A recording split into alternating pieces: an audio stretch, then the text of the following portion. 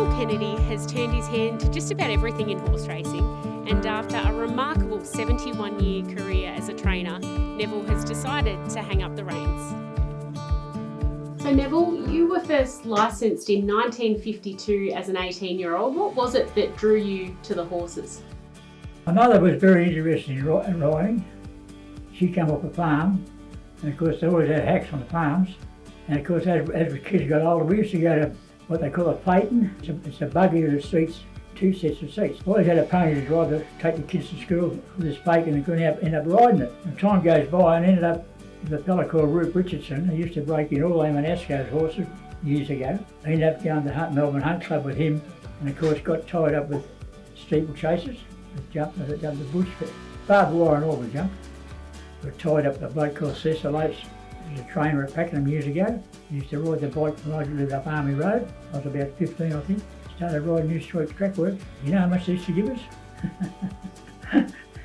Turf cigarette and 10 bob a week to ride 2 a morning. That was a payment for riding track work in Pakenham back in when I was 15. So, but I got to started riding them in the races at the picnic meetings as time goes on. And that's how I got, and I never stopped. How did you go about training back in those early years? What are some of the main differences to current day training? I don't think I used to ride my own track work. Some other people got to rely on everything else, but to start off with, they've got a lot better horses. They're not going any quicker. They don't have to break too many records, even though they've been racing for yonks. And the tracks have improved a lot. They've got a lot more professional veterinary go to the tracks, chiropractors, which we never heard of 50 years ago. Some blokes will tell you that, it costs too much for that. Well, I said it costs too much to buy a bag of sharpers. You don't want to, if they need certain treatment, you just got to get it or get rid of them. Showport, he won the Group 3 Swettenham Stud Stakes, so I would imagine that still has to be one of your career highlights. Oh, for sure, yeah. But I mean, this little horse behind me should never have been racing. I'm not going to go in the full guts of it, but 2 blokes had a go at him sent him up to Sydney.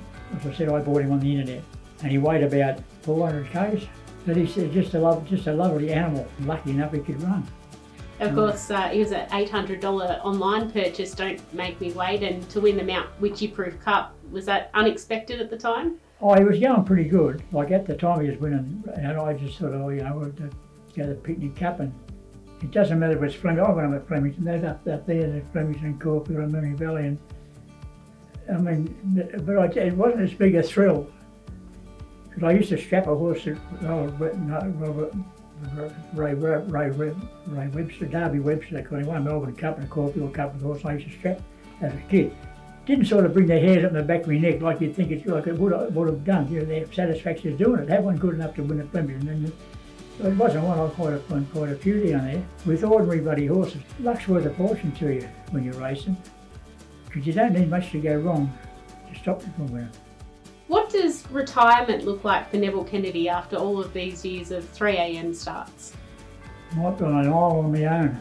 I was getting out of bed at 4 o'clock in the morning, waiting for the jockey to come and get him, and he'd be at 5:30, 5 o'clock, and that was it. But now I haven't had an hour to finish, so what am I doing? And as I've got no horse, they just have to stay as they are. I've had horses all my life, and they're sort of mates. They know. They're not sure. Some will bite you, some will kick you, but I've never ever had that problem. They also understand.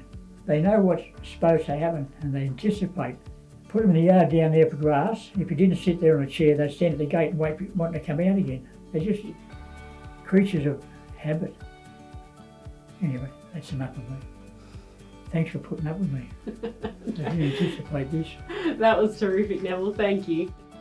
That wraps up another edition of Country Heartbeat. We hope you enjoyed, and we look forward to bringing you another episode soon.